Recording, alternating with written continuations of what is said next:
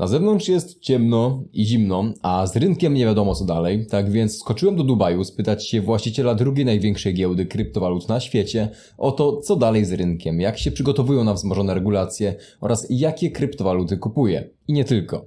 No to co? Lecimy z tematem? First of all, how are you doing, Ben? Very good, man. Welcome to the ByBit office. Perfect. You like the office? Yeah, good to hear that. The best office I've seen ever. Maybe it's even a little bit better than mine. Just a little. Yeah, I don't have an F1 car in my office yet. Yeah, not yet. Okay, well, first question then. I was wondering, how does one go from hearing about cryptocurrencies for the first time and to starting one of the biggest exchanges in the world? Like, what was your journey and the initial experience with crypto? I think I got into crypto in 2017, and the initial experience was much like many other people. 17 was kind of the crazy ICO age. True. Bought many shit tokens and then so lost a lot of money. Lost like 80%, 90% of my wealth. And then I look at my wallet and the bank account. I figured, was the whatever I have left. Yeah. Maybe I should really try to build a business. And then trying to look what I am capable of, what I can do. Because before finding ByBit, I was running a Forex exchange. So I've always been a platform operator. That's interesting. Yeah, so then I look into the space. I feel like exchange is something I could contribute and make a difference. And then at the same time, looking at what the options are in crypto, there was only BitMax and one more exchange at the time that offers derivatives trading. But the overall trading experience was very shit. So that's why I figured I can build an exchange that helps to really improve the kind of the user interface, the overall trading experience, applying what I have learned before. So that's kind of the idea of founding ByBit. And the journey has been quite lucky, and now we are second in the world. But I think we still got a long way to go. Yeah. Okay, I'll try to help with that. Yeah. Yeah, so yeah, I remember the 2018 exchanges. They were like a bit clunky. The whole interface, the liquidity was very poor. Very bad. Not to use Yes. bad words. Yes. Yeah, but 2018 was the beginning of ByBit, right? Correct. So we started in May 2018 and we launched in December 2018. So yeah. basically the worst time to start an exchange, basically. It's the worst time. And when we launched the site officially, that was December 1st, I think. And I remember after 2 days, Bitcoin dropped below $3,000. So if you guys look at the chart, 2018 December 3rd or the 4th, it was like $2,800. And I was talking to the founders jokingly. He says, if we put all the money in Bitcoin and we don't do anything, we will be richer by now. So that shows you the beauty and the kind of the wealth of the industry. You really, there's many ways. Yeah. Okay. I like that approach because, well, since that time, there were a lot of exchanges that started to gain some traction, but I think the majority of them actually failed. So what do you think were like the biggest points that not only helped you with survival on this market, but to actually gain the dominant market share? I think like exchange today is extremely complex. It's not one strategy. It's really multiple battlegrounds you're facing, multiple markets. So now I think in terms of the global exchange, you're competing literally into the kind of market share in Brazil, in Argentina, in South Africa, things like that. But in the very beginning, in 2018, there were a lot of exchange, like you said, that came out, like hundreds of them. But now I think there's only a few left, right? I think what we did right was always stick to the question is, what does the client really need in terms of the product? So initially for us was liquidity was very important, making sure that the exchange is reliable, doesn't have overload and these other problems that the other exchange might have. Yeah. So that gained us the initial traction. And then at the same time, we kind of look at the market and trying to adapt to the market. Crypto is an extremely fast market. With each bull market, there's new things come out. There's NFT was the last market, there was, and you have to build an NFT market, and then DeFi, and then you have to do now CDeFi and all these things. Kind of metaverse stuff. Yeah, so I think one of the key for survival is to make sure you execute things fast. Because the opportunity cost for not building a product and catching on whatever the latest trend is, it can cause you to lose majority of your market share. So that's, I think, what the top exchange who made it, I think the strategy is pretty much similar, is fast execution, making sure you deliver the product in time. Yeah. Okay, that's interesting. Yeah, staying up to date in this very fast market is, I guess, very significant. Yeah. And yeah, like you said, a focus on the client, because from my experience as an affiliate partnership I have with ByBit, I've seen that you are quite flexible in terms of approaching a client, so basically a new user. For example, recently there still is a $500 airdrop for any new user, which I don't think any other exchange is capable of doing, and it's time limited. So basically, it's I've left this airdrop below this video in the link. It's free for everyone. So I think there is a lot of I don't want to say little things that actually make the ByBit very unique. Like a lot of puzzle pieces that just come together.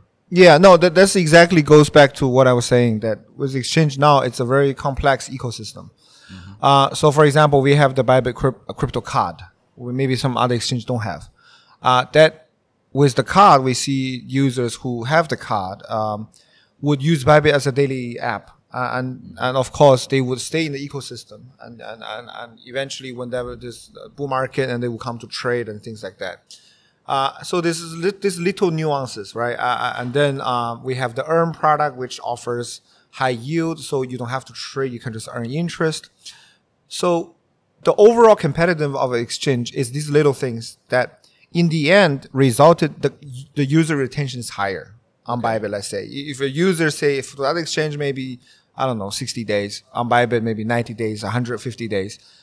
That's why we can offer a bit higher things like bonuses and stuff. It's because the overall life circle is longer. And we also try to help our clients to help them to make money.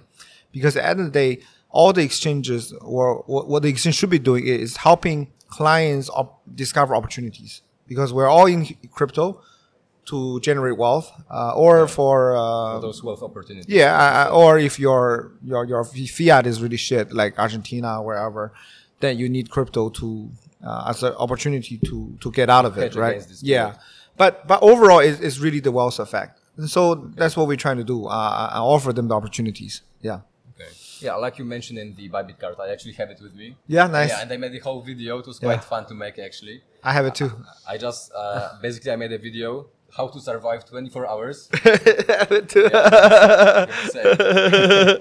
No, it's a super convenient card. Yeah. In Dubai, everywhere you can use it. Yeah. Basically, I made a video how to survive 24 hours strictly on cryptocurrencies. Okay. And basically, the whole premise was that only 24 hours. You can do like 30 days. I can do my whole life.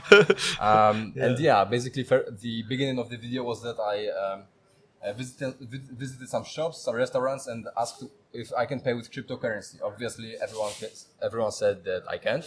So another, like a cutscene later, I go to rent a car because I said that it's like a basic need of a human to transport.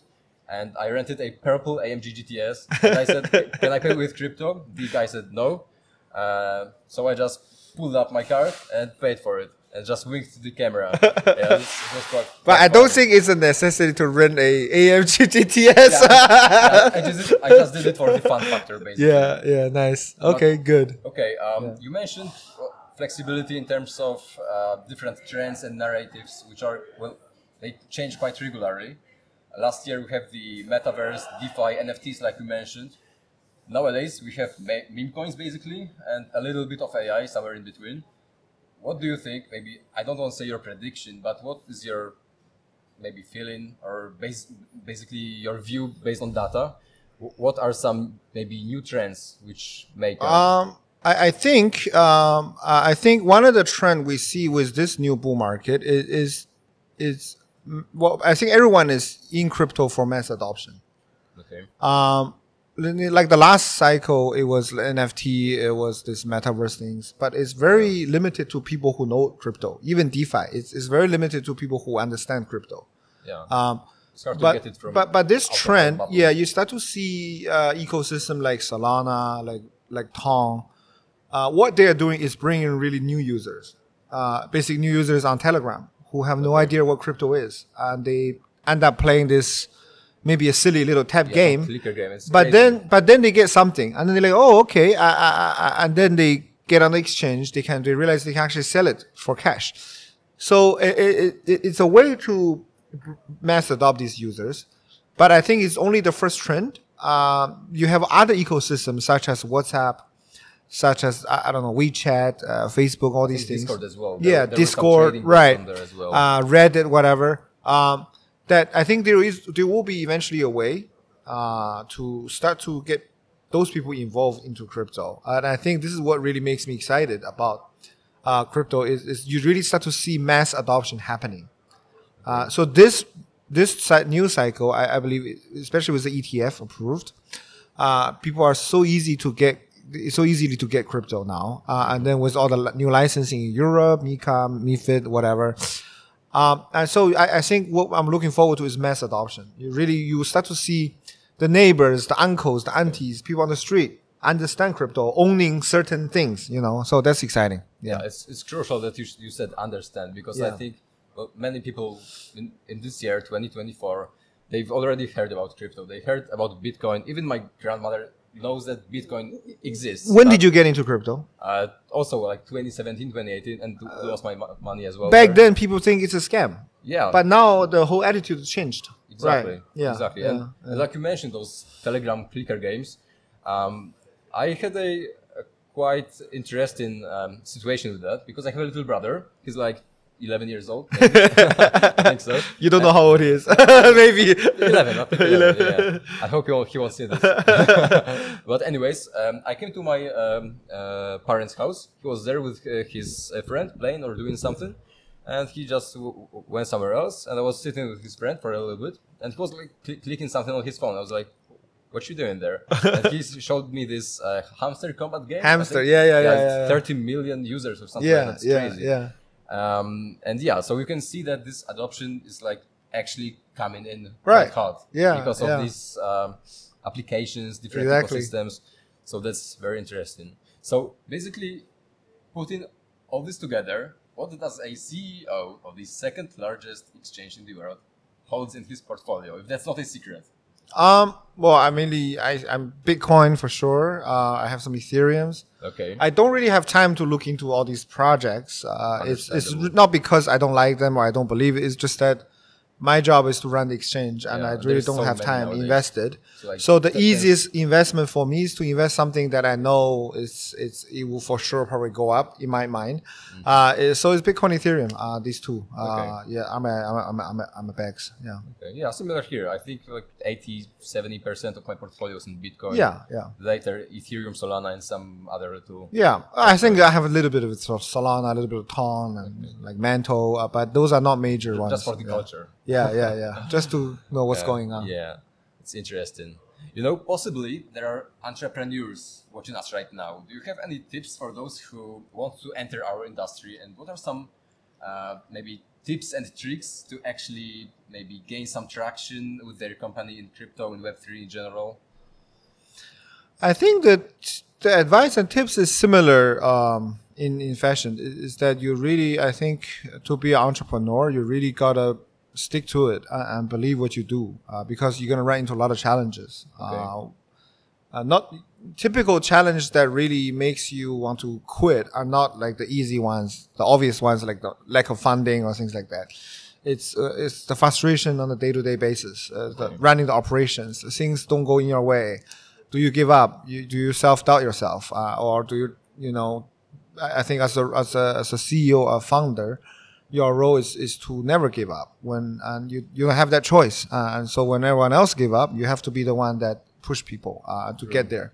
So I think that's always the hardest part. And once you get it, you can be successful in any industry. Yeah, and I think you have to, from my little experience compared to yours maybe, leading by example, because when your employees see that you don't give up, it's harder for them to also give up. Yeah. It just like creates this whole like entrepreneur enthusiastic vibe even when the times aren't the best. Yeah.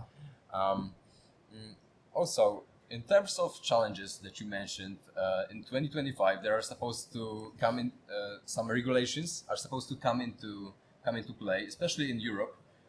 Do you have any plans to comply with those regulations? Do you have your own perspective on it? Any strategies? How do you see that? Yeah, I mean, we are trying to build the ByBit business as a 100-year business, and if that's the long-term goal, then of course, when it comes to regulation and regulator license, we need to comply. So for MiCA and MiFID, we are complying. We're actually working very closely with the Austrian regulator. We've chosen Austria as our base for Europe, and they're helping us quite closely to get the MiCA and MiFID, where everything is on track now. Hopefully by end of the year, we can announce what's going to happen is we'll release a Europe site, and then the European users will move into a new site, which is fully compliant with the MiCA and MiFID regulation. Is the new site, I mean, if you can, of course, share a little bit of a secret here, is the new site going to have some changes to it, like less leverage? Maybe some more fiat options? Yeah, more fiat trading pairs? More fiat trading pairs for sure. Euro pairs will be very popular. Currently, there has been noises about which stablecoin is approved. People are saying that Circle is approved.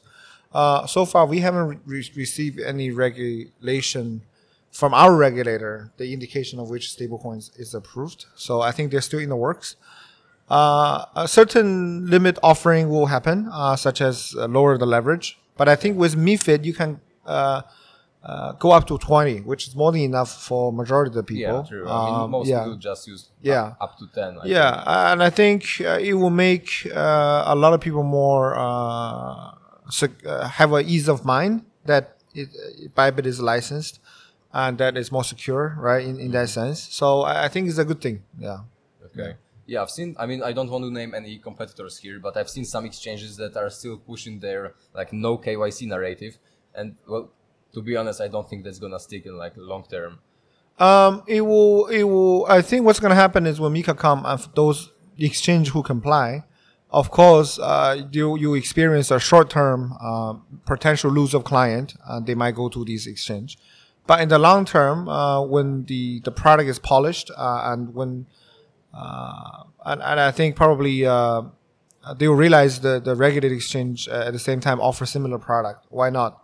You know, be safer and all that. Yeah. Yeah, I think because there is so many exchanges now, it all comes down to the interface and commissions. I mean, those are, I think, two pillars why people choose one exchange and not the other. Correct. Yeah. Okay. On the subject of Europe. I've seen some statistics which say that Polish market is one of the strongest in Europe. Is that true? I would say top 5. I don't have the number in exact, but the Polish market is becoming quite active. I think even from our WSOT, the competition, Poland is a very strong market. Yeah, we've had the biggest team in the world. So great job on that. That's really strong. Yeah. Me, Marek, Lucas, and a couple others. Yeah. Really. Amazing. Put together a great and I think it's because we have very strong partners in Poland. Thanks for the support. Yeah, our pleasure. Do you have anything you'd like to add to maybe Polish community that could maybe hear from you? Do you have any words of encouragement? I think with especially from this quarter, we are pushing more offline events. We want to meet our clients. We want to see them. We've done a VIP gala where we had quite a few Polish users come to Greece in Athens. We had this gathering, but we want to do more. So we want to meet, and ByBit is very unique in the sense that we are very human. It's like we're the only exchange have open offices in Singapore, in Hong Kong, in Netherlands, and very soon Austria. And you can see the people, you can see the team here. And we welcome our clients, and we do all these offline things to let the clients see the faces behind the platform. So that's how the trust is built, right? So I think next year we're going to push and do more of that. And of course, if there's any specific need from local market, Polish markets, such as certain deposit fiat gateways that you want us to support, I'll just text you then. Yeah, let us know. We'll support. Yeah. Perfect. You know, I don't want to name any names, but I've seen and significant centralized exchange had their headquarters in Poland, registered under like a little house somewhere in the like village maybe. So it was quite shady, I think. Okay. And here, well, I can see that an office actually exists. Yeah. So that's a good thing, of course. Well, thank you for your time. I think you're quite a busy person. Thank you for coming in. Nice talking to you. Thank you. Thank you so much. Thank you. Co sądzicie o tym, co usłyszeliście? Napiszcie w komentarzach, jestem bardzo ciekawy waszej opinii. I jak zresztą widzicie, to ja bardzo rzadko pojawiam się na różnych spotkaniach czy wydarzeniach związanymi z krypto. Myślę, że mało jest na nich wartości do wyciągnięcia i jestem po prostu bardzo selektywny pod tym względem. W tym przypadku się skusiłem. Oprócz spotkania z Benem zostałem zaproszony na CCCC, czyli pierwszą edycję konferencji dla twórców z naszej branży. A 2 lata wcześniej skoczyłem do Londynu na konferencję Token 2049. Finalnie wyjazd zwrócił się kilkukrotnie dzięki ludziom, których tam poznałem i po prostu polecam takie podejście. Co ciekawe, miało to miejsce dosłownie dzień po upadku giełdy FTX i udało się nagrać, jak kupuje i longuje dołek Bitcoina, więc miła odmiana, gdy na kolejnym wyjeździe 2 lata później Bitcoin doświadczył rekordowych szczytów. Zatem możecie traktować moje wyjazdy jako swego rodzaju wskaźnik. Na bazie relacji z tego wydarzenia, którą wróciłem na kanał 2 lata temu, to macie kolejny przykład, że opłacało się być na bieżąco z tym kanałem. Ja nie zamierzam tego zmieniać, więc subskrybuj i widzimy się w kolejnym materiale. Do zobaczenia i cześć.